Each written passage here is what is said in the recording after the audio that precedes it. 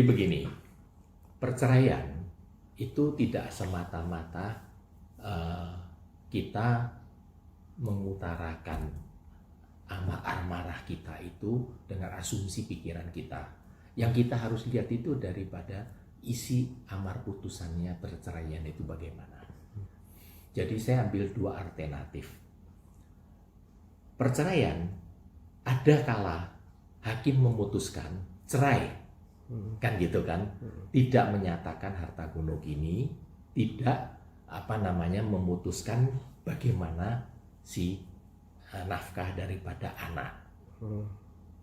Misalkan sekarang anak itu diputuskan mengikut ibunya, itu biasanya umumnya itu amarnya akan disebutkan si suami diwajibkan untuk membiayain anaknya hingga umur sekian atau hingga lulus sekolah apa.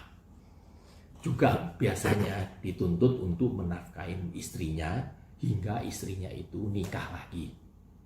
Nah, misalkan amar putusannya itu ternyata mewajibkan untuk menafkahin anaknya dan istrinya, kemudian suaminya ternyata tidak mau menafkahin, ini adalah murni perdata.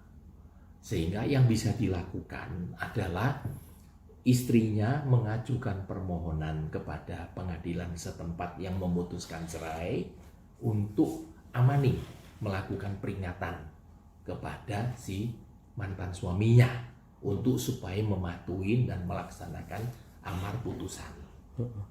Bila setelah diamanin pun ternyata suaminya tidak mau menafkahin, misalkan contohnya itu, yang bisa dilakukan ajukan gugatan supaya menyita hartanya suaminya, kemudian untuk dijual, dilelang, dan untuk memenuhi amar putusan tersebut.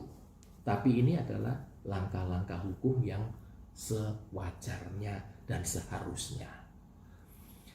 Dengan adanya dilaporkan melantarkan dengan pasal 76C dan 80 Undang-Undang Perlindungan Anak, menurut saya itu tidak pada tempatnya, karena itu adalah penganiayaan, melantarkan hingga sakit keras atau meninggal dan segalanya. Ya, dikaitkan ke sana itu terlalu memaksa. Dan lagi karena masalah soal nafkah anak dan istri itu murni perdata, nggak bisa dipidanakan. Itu menurut saya. Terus kedua, masalah soal mengatakan hamil sebelum nikah itu harus dibuktikan pertama ya kan, dengan laporan dia anaknya lahir berapa bulan. Karena manusia umumnya kan 9 bulan lahirnya. Ya, misalkan nikah tahu-tahu 6 bulan atau 7 bulan sudah melahirkan. Pertama, jangan kita terburu emosi mengatakan bahwa anak itu nggak beres kan gitu kan. Harus dicek dulu lahirnya normal atau lahir sebelum waktunya. Kalau misalkan dokter bilang ini anak lahir normal kan gitu, berarti sebelum 9 bulan itu memang perlu ditanyain, nikah 7 bulan kok 7 bulan sudah melahirkan anak, sedangkan anak dikatakan normal. Tetapi yang paling tepat adalah tes DNA bahwa ini apakah betul anaknya atau bukan. Nah, namun secara pribadi, bukan secara hukum, secara pribadi menurut saya, bagaimanapun juga anak itu, meskipun itu anak kandung atau bukan anak kandung, mungkin pernah tinggal bersama atau hidup bersama entah berapa bulan atau berapa tahun, saya nggak tahu, saya nggak ngerti ceritanya sejarahnya. Ya manusia itu biasanya kan masih ada belas kasih lah, ya kan. Ya kalau memang masih mampu, kenapa tidak dibantu, kan gitu kan. Tapi kalau ada dendam, saya nggak ngerti ya masalah cerai karena apa, kan saya juga nggak tahu, kan gitu kan. Itu di luar daripada perasaan berkemanusiaan.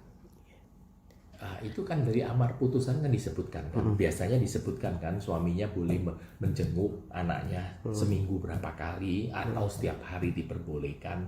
Saya nggak tahu hakim memutuskan apa.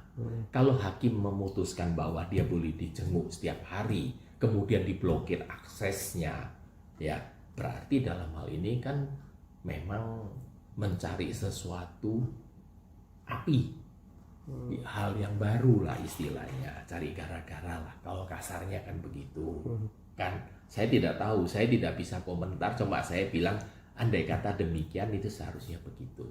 Misalkan diblokir pun, ya kan dalam hal ini sebetulnya yang penting tanya sama dengan pada suaminya itu, mantan suaminya, amar putusannya apa bunyinya. Kalau amar putusan mengatakan boleh dijenguk atau boleh ikut suaminya seminggu berapa kali, ternyata tidak dipenuhi sama. Kalau istrinya tidak mau atau melarang di anaknya bertemu, dia bisa minta pengadilan untuk melakukan amaning, peneguran. Emang ada hak Om dari seorang ibu ya untuk melarang pihak mantan suami untuk bertemu Om? Kalau dalam amar putusan tidak menyinggung apapun, ya dia bisa aja dia melarang dengan alasan membahayakan, bisa 1001 macam, ya kan? Karena itu secara emosional memang bisa, apapun bisa. Tapi secara hubungan naluri sebagai mantan suami istri, kan saya selalu mengingatkan, kita jangan hanya memikirkan kejelekannya. Toh kalau sudah jadi suami istri kan ada masa manisnya. Kita rewind lah kembali, ingat masa manisnya, sehingga kan emosi kita bisa reda. Jadi jangan terlalu kita diumbar dengan emosi gitu kan. Pasti kan kita ada masa kenangan gitu. Cobalah rewind, ingat masa kenangan. Jadi kan kita agak adem, ya dulu dia baik gini kemudian gini ya sudah, gimana kita bicara via ketiga bicarakan kan gitu.